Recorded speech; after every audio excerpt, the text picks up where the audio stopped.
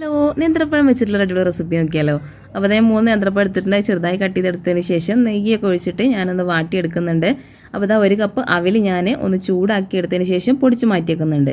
അപ്പോൾ ഇതാ നേന്ത്രപ്പഴമൊക്കെ നല്ലതുപോലെ വെന്ത് വന്നിട്ടുണ്ട്. ഇനി ഇതിലേക്ക് മധുരത്തിന് ആവശ്യമായിട്ടുള്ള ശർക്കരപ്പാനി ചേർത്ത് കൊടുത്തിട്ട് നല്ലതുപോലെ ഒന്ന് മിക്സ് ചെയ്ത് വേവിച്ചെടുക്കുകയാണ്.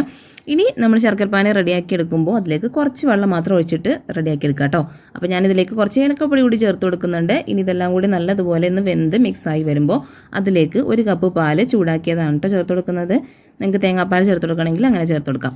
അപ്പോൾ ഇതെല്ലാം കൂടി നല്ലതുപോലെ മിക്സാക്കി എടുക്കുക. ഇനി ഇതിലേക്ക് നമ്മൾ പൊടിച്ച് മാറ്റി വെച്ചിട്ടുള്ള അവലുണ്ടല്ലോ അതുകൂടി ചേർത്ത് കൊടുത്ത് എല്ലാതും കൂടി നല്ലതുപോലെ ഒന്ന് യോജിപ്പിച്ചെടുക്കുക.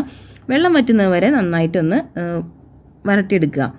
എന്നിട്ട് ഫ്ലെയിം ഓഫാക്കി കൊടുക്കുക. അതിലേക്ക് 1 കപ്പ് തേങ്ങ ചിരവിയത് കൂടി ചേർത്ത് കൊടുക്കുന്നുണ്ട്.